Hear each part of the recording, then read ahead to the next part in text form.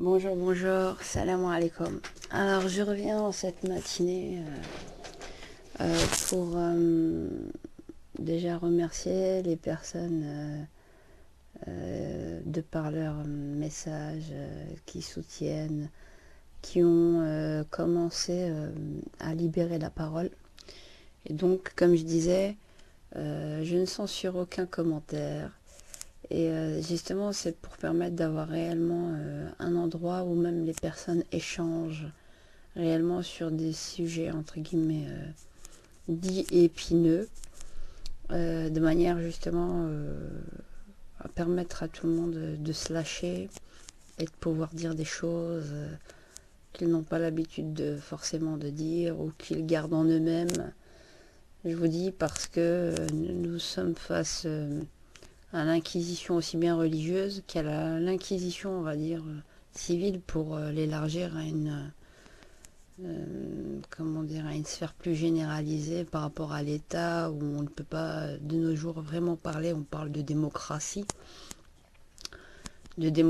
à tout va, mais finalement avec plein de lois, les lobbies contre l'islamophobie, les lobbies contre l'antisémitisme, les lobbies, enfin il y a de tout, ce qui fait qu'on finalement on peut plus rien se dire, on le garde pour soi parce qu'on a peur de tomber sous le coup en réalité de la loi hors la loi. C'est une loi hors la loi. Pourquoi je dis que c'est des lois qui sont hors la loi?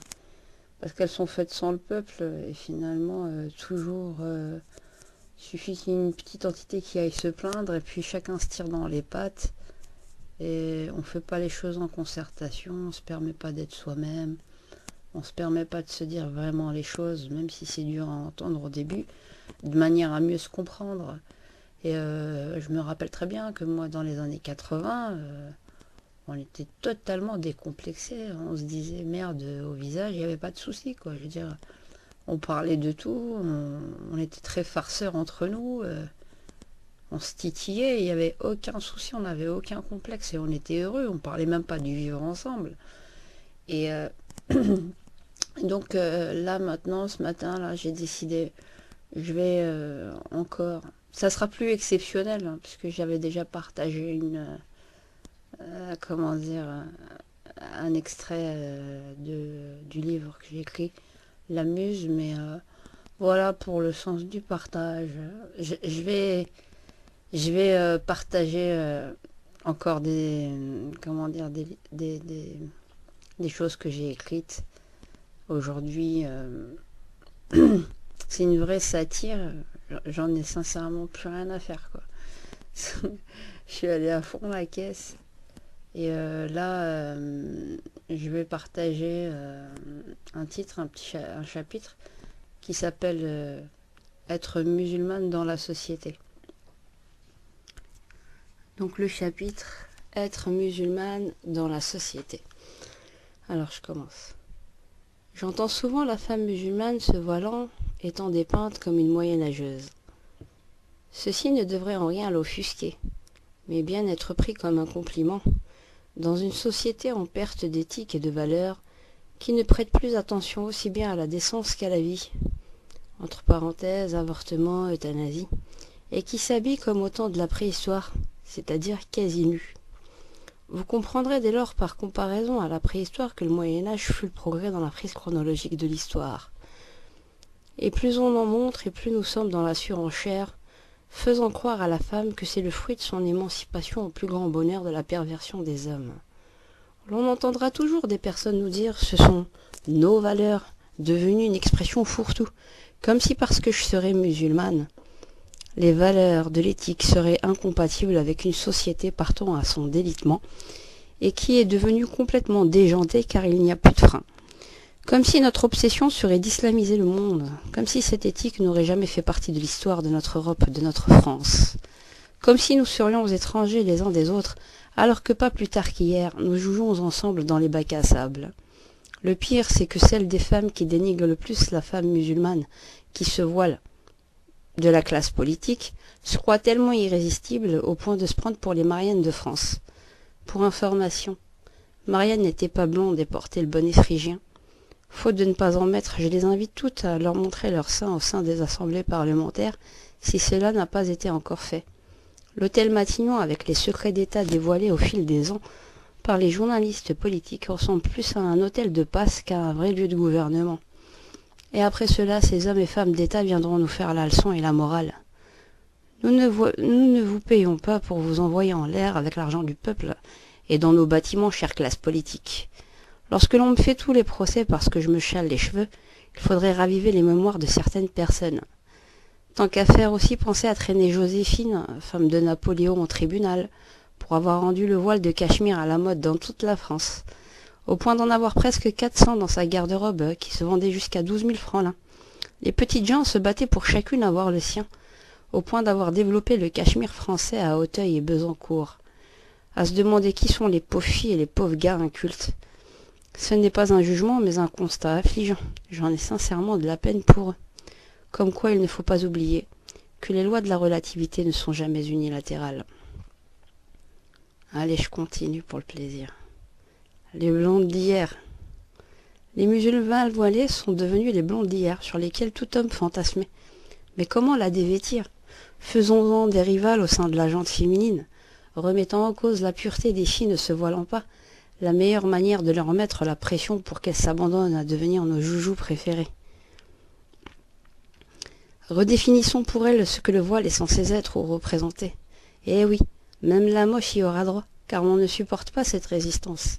Cela me fait penser à l'œuvre de Victor Hugo de 1831, lorsqu'il écrivit Notre-Dame de Paris avec le père Frollo désirant ardemment Esmeralda. Le bossu laid et hideux, incapable d'aimer à sa juste mesure, représentant les hommes musulmans. La femme a toujours été un enjeu majeur dans toutes les sociétés. Cependant, je refuse catégoriquement d'être prise pour une Barbie que l'on aime vêtir ou dévêtir, ni supporte d'être réduite à l'état de pion d'une partie que se jouerait entre deux protagonistes faisant une guerre de virilité, telle des coqs de basse-cour. Personne ne décide pour moi. Je suis libre comme l'air et le seul capitaine à bord de mon navire. Je vois déjà des hommes musulmans à la lecture de ces mots avoir déjà un pincement au cœur. Leur fameux oui mais. Oui tout court est largement suffisant. Ils sentent surtout qu'ils sont en perte de contrôle, que cela pourrait remettre leur virilité d'homme en cause. Normalement, je me dis que l'homme ne devrait pas avoir besoin de la femme pour gagner en assurance, mais il a tendance à vouloir mesurer sa capacité de domination sur celle-ci. C'est dégueulasse et injustifiable. En gros, pour rassurer monsieur, on devrait se laisser esclavagiser. Il n'en est rien. Néanmoins, je suis tout autant contre l'ultraféminisme qui est tout aussi dictatorial. Je suis pour moins de misogynie et pour le juste milieu, tout simplement. Il en est de même chez les hommes musulmans, face aux pays colonisés se démarquant en réponse aux colonisateurs et la civilisation qu'ils voulaient imposer, en affirmant leur identité et refus de ressemblance par de la surenchère au travers des codes vestimentaires des femmes. Nous avons eu droit jusqu'à entendre dans les bouches de nos politiques et certains écrivains s'évertuer des mérites et aspects positifs de la colonisation. Il est certain que cela devait être positif, à partir de son bureau ou en regardant la TV, lorsque l'on n'est pas de l'autre côté de la barre à subir la torture. Presque comme si on nous disait « On vous a supprimé, c'était pour votre bien, dites-nous merci maintenant ». Bien que n'ayant pas été des colons, leurs géniteurs sembleraient leur avoir transmis l'esprit.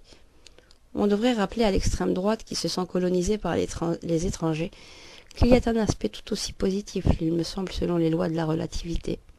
Encore, nous pourrions dire que nous ne sommes pas rancuniers.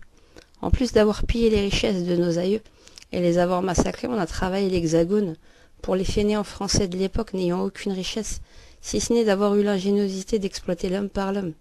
D'ailleurs, on devrait retourner la question, que n'y avait-il pas dans l'hexagone en ces temps? Entre parenthèses, la disette, l'empreinte blé à l'Algérie, ayant rationné tout le pays par pure clémence pour venir embêter nos aïeux en Algérie. Une fois la Belgique ayant obtenu son indépendance en 1830, on est venu voir les indigènes, qui ne le sont devenus d'ailleurs que parce que la France de l'époque l'avait décrété, comme ceux et celles qui reprennent à leur compte l'expression beurre et rebeu. On leur a lancé des dés et ils se les sont appropriés. Demain l'on dira que ce sont des chats, et tout le monde le cœur joyeux reprendra cette expression. Moi je ne suis ni une rebeu, ni une arabe et encore moins une indigène. L'indigénat eut son temps.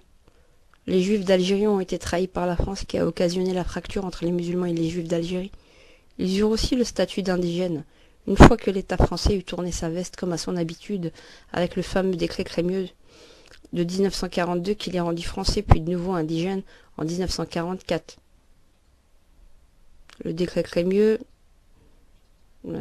entre parenthèses, hein, c'est en 1871 qu'il a été décrété. Mais en 1942, on a remis des choses on avait rajouté des choses. Voilà. Alors je continue. Sûrement que nos anciens voisins eurent à connaître les affres de la déportation, devenus une fois indigènes en France. Monsieur Éric Zemmour me fait sourire lorsque je l'entends oser dire que l'on n'aurait jamais dû ouvrir les frontières françaises aux 40 millions d'immigrés, étant lui-même un des premiers. Le même qui oublie comment les Juifs se retrouvèrent en Espagne par la séquestration dont ses aïeux étaient victimes dans les différents royaumes de France, qui n'adopta son nom définitif que depuis François Ier. Les mêmes Juifs qui quittèrent les terres d'Andalousie, sachant que leur sœur était vouée à la mort par l'Inquisition, l'extrême de l'extrême droite de nos jours. Puis se réfugiant au Maghreb avec leurs frères musulmans, où il faisait bon vivre. Ceux qui disent que les Juifs vivaient mal au Maghreb sont des menteurs. Il n'y a qu'à regarder les synagogues existantes et les archives d'art. Beaucoup de Juifs ont été maltraités parce qu'ils s'étaient ralliés à la France coloniale, et d'autres en minorité étant dans l'entre-deux, au moment de la guerre d'indépendance d'Algérie, ont choisi l'autodétermination de l'Algérie. Un excellent ouvrage d'Yves Courrière, dans son livre Le temps des léopards, relate en détail les moments cruciaux des années 1955 à 1957 de la guerre d'Algérie, entre autres la participation de certains Juifs d'Algérie dans la résistance face à la France coloniale. Ce n'est pas être citoyen musulman qui est un oxymore, mais votre pensée encombrée, monsieur Zemmour. Par pur altruisme, je ferai de la défragmentation, un peu de ménage pour que votre rame mentale ne sature pas et puisse bien ranger les dossiers à l'avenir. Tout comme les discours que nous entendons lorsqu'on utilise les militaires français d'aujourd'hui, de toute ascendance, pour avoir à écouter des irresponsables politiques les insulter alors qu'ils protègent la France. Bon, est-ce que je continue? Bon, je vais voir si je peux encore descendre parce qu'il y a mon PC là qui bug un peu. On va continuer. Ouais, oui. Le livre, le temps qu'il arrive, on partage tout ce qu'on peut partager. Ça va susciter déjà des réactions, c'est bien. C'est ça. C'est commencer déjà à discuter déjà entre nous. Moi, je continue. J'invite tous ces pouilleux à faire un petit tour dans les casernes et oser s'exprimer comme ils s'expriment en face d'eux s'ils ont encore des épaules. Bien au contraire, que des poules mouillées au long cou courant dans tous les sens lorsqu'elles savent qu'elles sont sur le bord d'être attrapées dans un coin. Par contre, pour l'Algérie, elle n'est française que lorsque cela arrange, que lorsque certains nostalgiques et meurtriers pieds noirs s'expriment en faisant fi des souffrances engendrées, pourvu que leur plaisir insatiable eût été assouvi. Pour les membres de l'EAS ayant tenté d'assassiner De Gaulle avec la bombe qui emporta d'autres personnes, il n'eut droit qu'à une peine de 6 ans de prison. Pour ceux qui volent dans un magasin pour avoir juste de quoi nourrir leur famille, c'est peut-être pire. Qu'est-ce que je vais faire encore? Est-ce que je vais dire encore? Je vous ai lu 2 chapitres.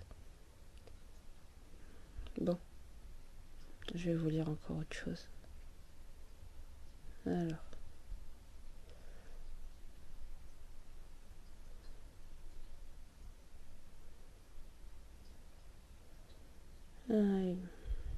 On réfléchit, parce que c'est long.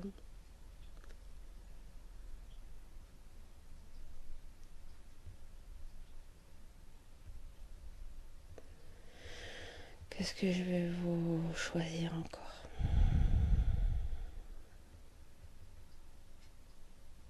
Tiens.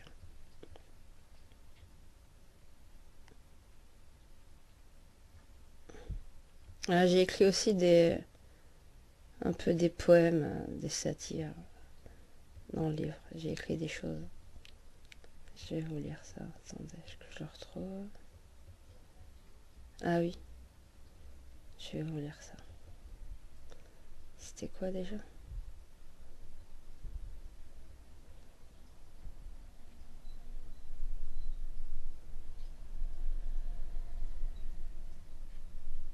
Alors, français et citoyen, ça s'appelle. Il n'y a rien à négocier, rien à demander puisque nous sommes tous français. L'indépendance de l'Algérie en 1962, dont la guerre commença en novembre 1954, n'y change rien puisque les liens de sang confèrent la nationalité.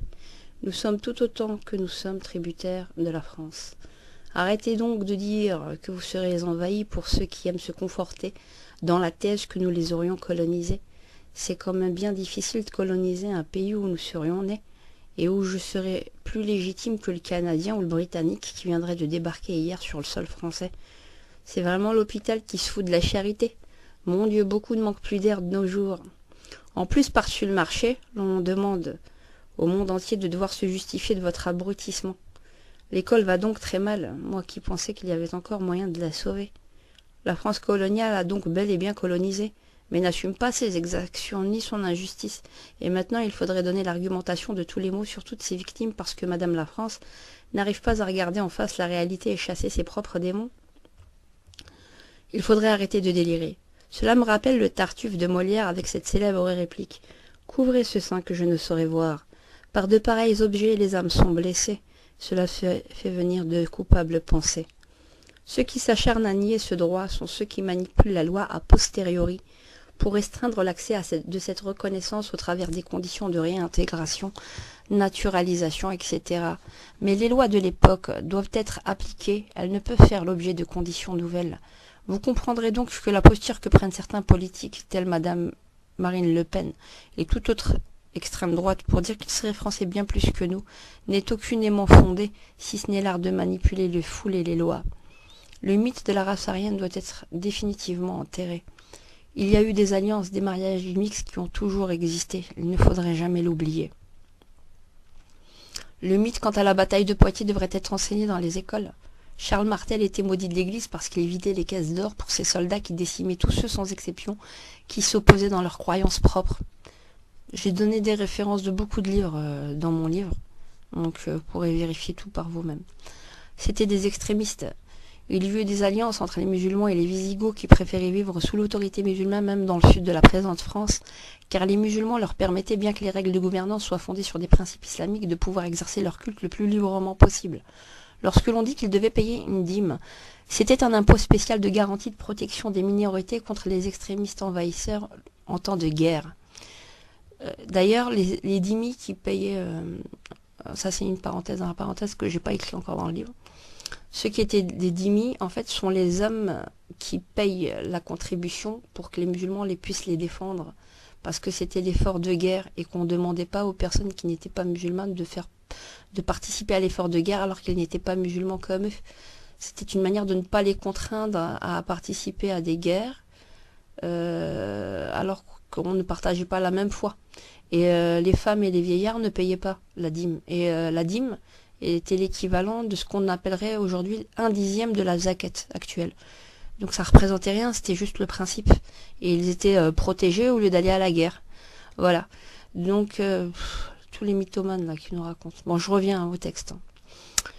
Alors, lorsque l'on dit qu'ils devaient payer une dîme, c'était un impôt spécial de garantie de protection des minorités contre les extrémistes envahisseurs, de ne pas les abandonner à leur funeste sort sous prétexte qu'ils n'aient pas la même confession. Il faut vraiment cesser de mentir et surtout beaucoup s'instruire, mais lorsque l'on voit les politiques que nous avons, l'épicier du coin devrait postuler car il ferait largement l'affaire. Ce ne pourrait être pire, il ne peut qu'y avoir du positif avec des personnes qui connaissent ce qu'est que de suer pour manger. Tout s'apprend, ce n'est pas compliqué de faire de la politique. Ce qui est compliqué, c'est de s'entourer d'imbéciles qui se prennent pour des dieux. D'avoir des politiques que cela coule doux sur notre dos, en gagnant 10 briques pour asseoir leurs fesses pleines d'excréments sur les fauteuils du peuple. Qui se prennent pour des stars depuis qu'ils se sont bien remplis la panse. On devrait les attacher tous au poteau comme en Amérique latine. On pourra les interroger à notre guise sans qu'ils nous rechignent avec arrogance ce droit. Ah oui, je l'admets. Ce ne sont pas des propos très conventionnels pour une musulmane. Mais dites-moi dans ce monde, qui respecte encore une seule convention? À grand problème, grande solution, n'est-ce pas? Alors, voudriez-vous que je reste aimable, alors que l'on me traque nuit et jour psychologiquement? Il ne fallait pas trop chercher les baffes. Combien allez-vous patienter qu'un moustique vienne vous enquiquiner? Au début, vous allez le chasser légèrement d'une main amicale. À force de persister, vous finirez par chercher à le buter. C'est une expression, que l'on soit bien clair. Musulmane plus un mot pareil, je serai bientôt fiché S. On dira alors que l'on finira par anesthésier le moustique ou lui chanter la berceuse. Fais dodo, ce serait peut-être plus approprié. entre être fiché S pour avoir buté un moustique et être une femme pas machallah par les gardiens de la lexicale féminine, où vous risqueriez de trouver à n'importe quel détour, même en rasant les murs, quelqu'un qui se la ramène en vous disant «Ah, c'est pas bien pour une musulmane, Dieu te maudira, la la la». Tu dois être un exemple, regarde les pieuses femmes qui restaient chez elles, ne parlaient pas, étaient patientes et supportaient silencieusement l'insupportable, ne respiraient pas. Eh ben, elles sont mortes et ont gagné le paradis. Quelle fin sublime, me dis-je. Mais je préfère le paradis sans prendre ce chemin, car j'ai un autre raccourci si cela ne te dérange pas, frère. Au passage, toutes ces femmes pieuses étaient les vrais patrons de l'histoire de la civilisation musulmane, sauf que la vision misogyne a eu tendance à réinventer leur histoire. Il est bel et bien à ce niveau, le problème est nulle part ailleurs. Parler la langue de bois, les gens en sont fatigués. Droit au but, c'est le meilleur raccourci pour les situations d'urgence. Bon. Je vais laisser le meilleur pour plus tard, mais... Bon. Je vais encore partager, parce que j'aime bien partager. Qu'est-ce que je vais pouvoir dire? Je vais vous lire encore.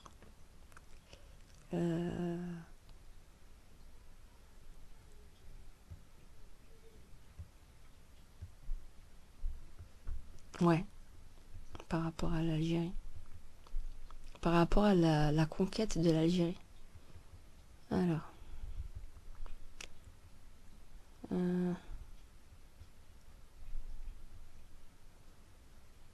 Ouais. Je répondais à Zemmour, là. Et je disais, voilà. Mais j'admets pleinement que vous avez raison, monsieur Zemmour, lorsque vous dites que l'Algérie avait une civilisation d'analphabètes. Elle ne pouvait que l'être en 1830, puisque le terme Algérie fut inventé par les colons français de l'époque et que la France en ces temps avait une population très analphabète dans la métropole. L'alphabétisation ne se fit que début du XIXe siècle et s'évaluait par la signature des actes de mariage des époux dans l'étude Maggiolo. L'étude de M. François Furet et de M. Vladimir Zach ont su faire des statistiques très précises par région quant à la croissance de l'alphabétisation en France et nous expliquent comment certains lieux de France connaissaient une progression ou une forte lenteur quant à la lecture, d'autres en lecture et écriture. Par contre, si nous devions parler de la civilisation d'El Jazaïr et de la régence d'Alger, elles étaient à des années-lumière de ce que ne peut jamais apprécier une civilisation d'un alphabète. Des figures telles Habib Ben Genoun, Mohamed Ben Msaïeb du XVIIe au XIXe siècle avaient largement de quoi civiliser des contrées entières de la métropole de par la langue et l'écrit de leurs poèmes. Ce qui explique que lorsque les analphabètes de l'époque vinrent fouler le sol de la civilisation, ils étaient trop excités de par les merveilles qu'ils y découvraient. Ils ne surent gérer le trop-plein émotionnel euphorisant que tout cet étonnement leur procurait, sans compter qu'en ces temps, la métropole connaissait la disette, la famine par de mauvaises récoltes de blé, dont le bey d'Alger eut la grandeur d'âme d'offrir à la France avec une longue et large facilité d'avance de créances. Les ingrats affamés eurent la bonté de le remercier en prenant le port de Sidi Ferruche, car ils refusèrent d'honorer leurs dettes. Lorsque les gueux visiteurs s'y installèrent, ils ne comprirent pas les trésors secrets que cette civilisation avait à offrir au monde. Ils détruisirent dès lors tous les édifices de culture et de savoir pour faire un apartheid en Algérie. En moins de 70 ans, ils rendirent les indigènes complètement analphabètes. Du moins, c'est peut-être la seule fois où il y eut de l'égalité en France. Bon, je m'arrête. Et bon commentaire.